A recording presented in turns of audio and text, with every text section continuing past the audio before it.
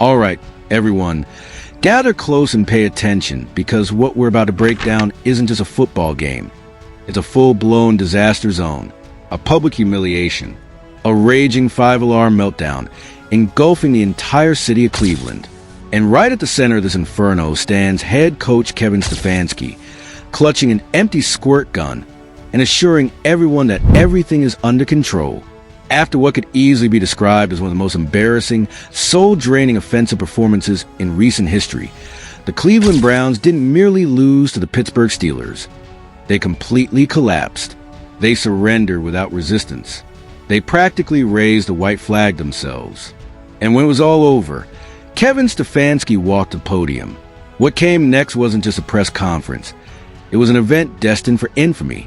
Instead of acknowledging the catastrophe, he doubled down.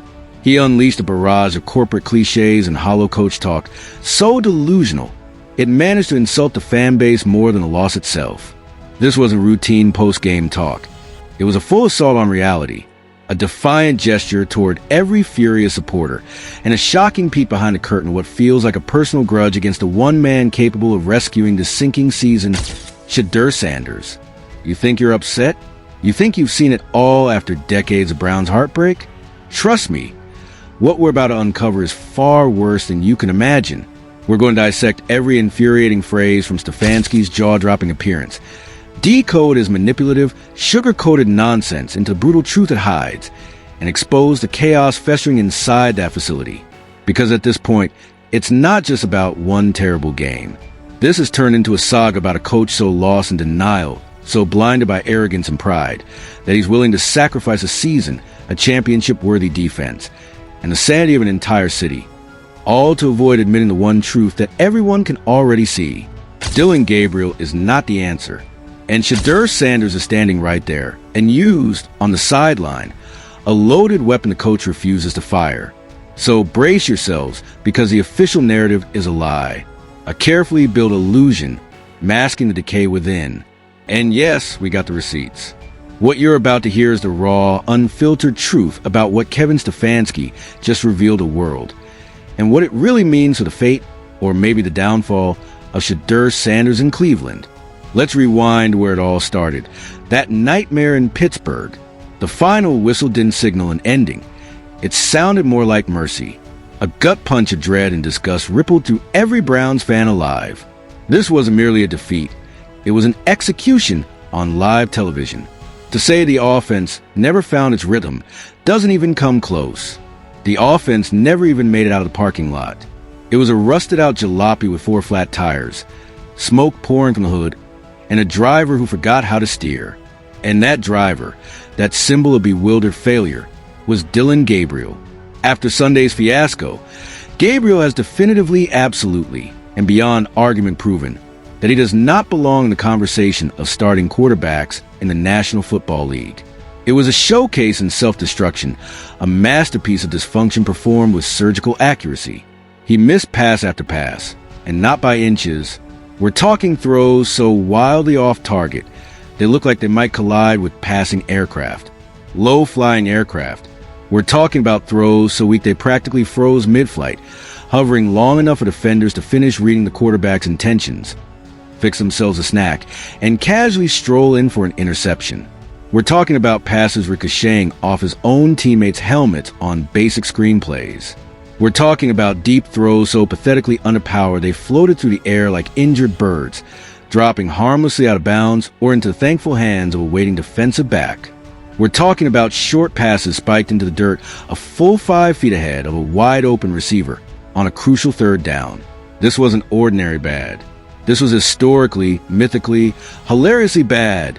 The kind of outing that gets a quarterback benched in high school, let alone on an NFL Sunday. And then came the checkdowns, those soul-crushing, spirit-draining checkdowns. Dillon Gabriel has somehow transformed the 3-yard pass on 3rd and 10 into his personal signature move, a masterpiece of surrender. His so-called arm talent, long in doubt, has finally delivered its answer, and it's ugly. The zip required to slice through tight NFL coverage? Non-existent. The deep ball precision? Pure fantasy. The courage to stand tall in the pocket and fire under pressure? Completely gone. Every timid throw, every scared little dump-off, every premature concession of defeat before play even began. It's a confession in motion. This isn't football. It's fear disguised as strategy. Not in this league. Not with this defense. Not against a rival like the Steelers. What we witnessed wasn't a quarterback managing the game. It was a quarterback dismantling it, one pathetic check down at a time. Gabriel looked exactly like the version we dreaded he'd become. The guy who can't lift those around him, who disappears in crucial moments, who collapses when the lights burn brightest. And as fans watched this ongoing nightmare, one collective realization began spreading from Cleveland's living rooms to the upper decks of Acrisure Stadium in Pittsburgh. A change had to happen, immediately, and that brings us to the man standing in the center of the storm, the architect of this entire implosion, head coach Kevin Stefanski. With the fan base's fury boiling over, from local radio titan Tony Rizzo to every enraged supporter with a Wi-Fi signal demanding answers, accountability, and a glimmer of intelligence from the coaching staff, Stefanski took the stage. This was his opportunity, his one moment to display leadership, to face the betrayed fans head-on, to admit the catastrophe, acknowledge reality, and assure everyone that a course correction was coming. Instead, what followed was a masterclass in tone-deaf arrogance, a press conference so divorced from reality it might as well have been broadcast from another planet. Reporters grilled him about the avalanche of self-inflicted wounds, the sloppy penalties, the endless incompetence choking this talented roster. And his very first response? His bold, empty opening statement in the war against logic itself. We'll get it fixed. Let's pause right there to appreciate the staggering audacity of those 4 words. We'll get it fixed. The universal fallback of every clueless coach, every failing politician, every CEO caught knee-deep in chaos who has absolutely no plan, but needs to stall the angry crowd for another day. It's hollow. It's meaningless. It's a verbal tranquilizer designed to numb outrage for 24 hours. Browns fans have been hearing "we'll get it fixed" for weeks now, and with every passing game, the offense somehow manages to look identical or even worse. Then, with all the charm of a corporate accountant delivering a quarterly failure report, Stefanski began listing the obvious. Couldn't run the ball, 0 for 3 in the red zone, need to find a way to score, need to improve the passing game. Yes, Kevin, we're aware. We all watch the same. Nationally televised train wreck. Repeating the failures isn't leadership. It's a coward's confession disguised as analysis. The entire press event became a clinic in verbal evasion, a parade of infuriating non-answers. He was pressed again and again, dozens of variations of the same question. What's really wrong with this offense? And his replies spun into a tornado of recycled jargon. We just have to do a better job. There's a lot of things we need to do better. Obviously, I'll look at all things. There's a long list of things we have to improve. Classic, empty coach babble. A smokescreen made of buzzwords, designed solely to run out the clock until the cameras shut off. It was linguistic camouflage at its finest, and honestly, a slap in the face to every single person listening. But then came the moment, the one where ordinary frustration turned into pure disbelief. The moment that revealed just how delusional, or maybe stubbornly arrogant, this head coach has become. A reporter asked him directly about the performance of his starting quarterback, Dillon Gabriel. And that's when everything went from generic to bizarre. Stefanski's first instinct wasn't to discuss reads or decision-making or footwork. It was to praise his toughness. He's a tough kid, Stefanski said, stone-faced. He kept battling. It wasn't for lack of effort from him or anyone. Allow me to translate that from pure coach speak into plain English. When a head coach's first and main defense of his quarterback's awful performance is he's tough, that's a siren blaring in the night. That's the football version of your mom taping your awful finger painting to the fridge. It's the participation trophy of professional sports. We don't pay quarterbacks tens of millions for trying really hard. We don't hand them game balls for toughness after they get sacked 5 times because they refuse to throw it away. Quarterbacks are judged on command, accuracy, processing, and winning. All things Dillon Gabriel failed at spectacularly. That he's tough remark wasn't honesty. It was strategic misdirection. A deliberate pivot away from Gabriel's game-killing incompetence toward irrelevant character fluff. Nobody's questioning whether Dillon Gabriel is tough. He plays in the NFL. Of course he's tough. The real question is whether he's actually a good enough quarterback to lead an NFL team to victory. And the mountain of evidence screaming back at us says, absolutely not. Yet Stefanski wasn't finished. Not even close. He continued his poetic ode to effort. When pressed again about Gabriel, he doubled down, repeating the same tired mantra, like a man trying to hypnotize himself into believing a lie. Obviously, we know this kid's tough. We know he's tough. He's going to keep fighting. He even said it twice for emphasis. It's as if repeating the word tough over and over could somehow erase the humiliating memories of underthrown passes, drive-killing sacks, and blown opportunities burned into every fan's brain.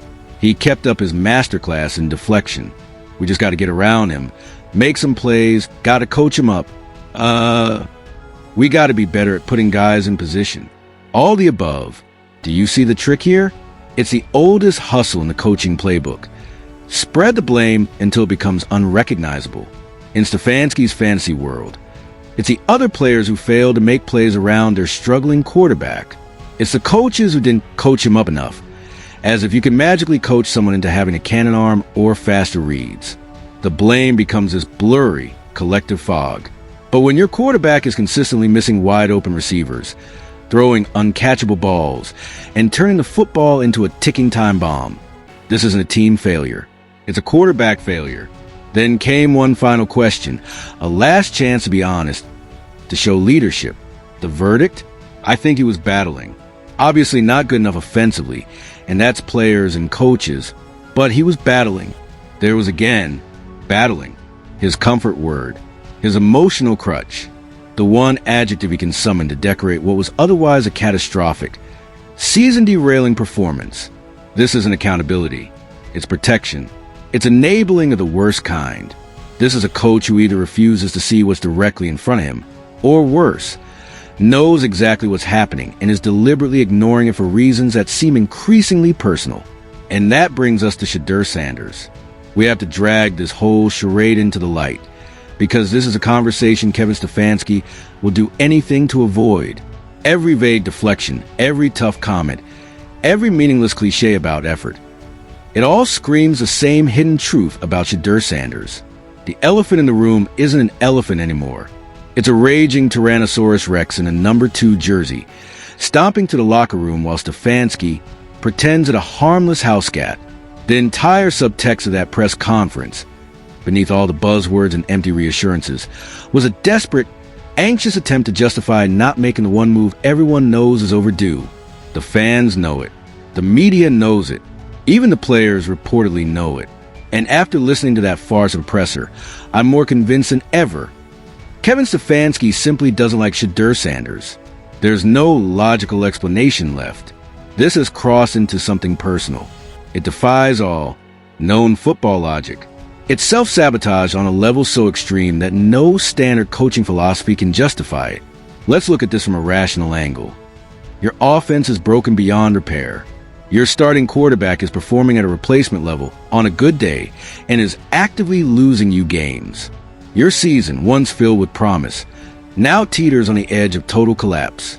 And sitting right there on your bench is a young, physically gifted, hyper-confident quarterback with elite draft credentials. A player who's flashed brilliance in practice. A player whose teammates reportedly believe in him. And yet, he's forced to sit and watch this dumpster fire unfold while the coaching staff refuses to even consider giving him a chance. It's insanity. It's coaching negligence at its peak. Unless there's something deeper driving this madness. Is it raw pride? Did Stefanski and the front office pound the table for Dillon Gabriel on draft day, staking their reputations on success? And now they're terrified to admit they botched it on a franchise-altering scale?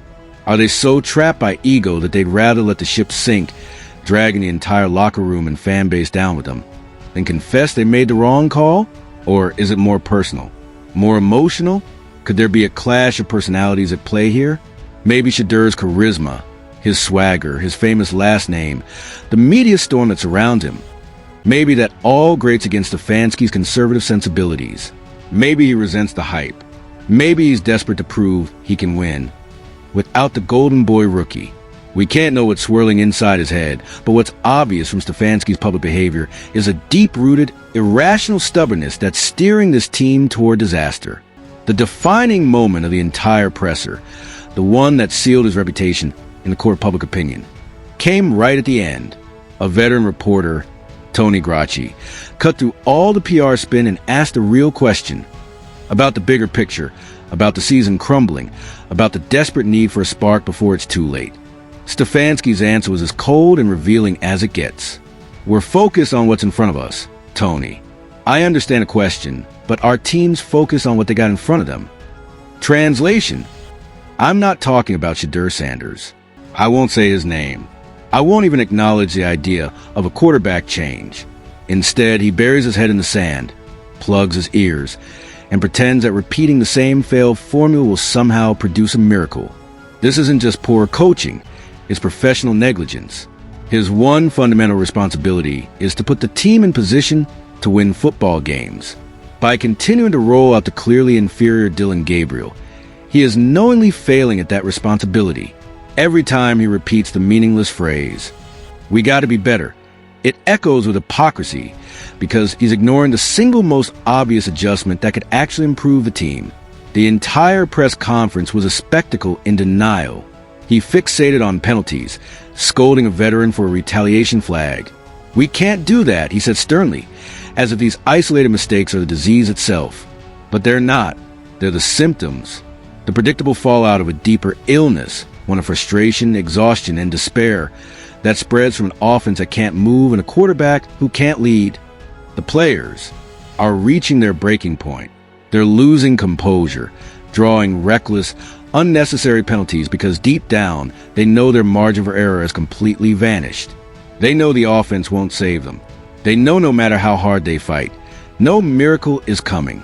So the frustration builds, game after game, until it bursts in a flood of yellow flags. And every single drop of it traces back to one source: the incompetence at quarterback and the head coach enabling it. Let's stop sugarcoating and call it what it is for Shedeur Sanders. He's not a backup quarterback. He's a political hostage, a prisoner of Kevin Stefanski's fragile ego and delusional pride. There he sits on that sideline, watching his team crumble, watching his defense fight like warriors only for their effort to die in vain, knowing full well he has the arm, the instincts, and the drive to turn it around. Yet the message being sent to him, both publicly and privately, is devastatingly clear. It doesn't matter. It doesn't matter how terrible the starter plays. It doesn't matter how many games are thrown away. It doesn't matter what the fans scream for or what the players whisper about. The job isn't open. The competition isn't real. And that right there is poison. That kind of message eats away at a locker room. It kills trust. It breeds resentment. It tells every player that merit doesn't matter, that there are protected favorites immune to accountability. Stefanski was later asked about his younger players, and on the surface, his response sounded reasonable. They're going to make young mistakes because they're young players, but I love how that group battles. And there was again, battles, his favorite word, his emotional life raft. He's willing to forgive mistakes from every other position. A rookie cornerback giving up a touchdown? Understandable. A young offensive lineman missing a block? Teachable. But young quarterback like Shedeur Sanders making rookie mistakes while learning on the field? Unacceptable. He won't even allow the chance. The logic is completely upside down. The world turned backward. In this twisted version of leadership, failure earns loyalty while talent earns a seat on the bench. That press conference wasn't Stefanski ripping into Dillon Gabriel like some headlines claimed. It was the exact opposite. It was a plea, a sad, almost desperate defense of him. The only thing Stefanski truly attacked was accountability itself. He lashed out at the very idea of change, at the very notion of doing what everyone, fans, players, and analysts, already knows must happen. That entire performance was Kevin Stefanski waging war against reality. When asked the inevitable question, "Where do you go from here?" he delivered the most tragic, soul-crushing three-word answer of the entire season. "We'll just coach." That's it. That's the grand plan. Keep coaching the same way. Keep running the same broken offense. Keep watching the same predictable failures unfold like clockwork. It's not a plan. It's surrender dressed up as determination. The Cleveland Browns aren't just struggling anymore, they're collapsing. The fan base is merely upset, they're in open rebellion. The local media, once cautiously hopeful, is circling like sharks. And inside that locker room, the whispers have started. The defensive players, those same warriors carrying the team on their backs, are starting to lose faith. To stand by and watch the offense waste every single opportunity must be driving the defensive players to their breaking point. The offensive guys, the receivers running open routes and never seeing the ball, the linemen blocking for a quarterback who's practically invisible, they got to be losing faith, not just in their quarterback, but in their coach. And Kevin Stefanski's response to all this chaos, all this tension, all this near mutiny, toughness, battling, effort, it's nowhere near enough. Not even in the same universe as enough. So what now? Where does this slow motion catastrophe go next? The pressure isn't fading. It's about to explode. It's going to wrap around this organization like a vice. Every day, every talk show, every column, every conversation in every bar across Northeast Ohio will center on one question, and one question only: the quarterback position. Kevin Stefanski has drawn his line in the sand, publicly, stubbornly, and possibly fatally for his own career. He's hitched his future to the failing arm of Dillon Gabriel, and he's not looking back. That press conference could have been his redemption moment. He could have offered fans a glimmer of hope. He could have hinted that changes were being considered, that he was listening, that the voices of the city mattered. But instead, he slammed the door, welded it shut, and tossed the key into Lake Erie. He chose ego over evolution, pride over practicality, denial over direction. And in doing so, he's not only endangered his job, but has steered this franchise toward a full-scale, completely avoidable implosion.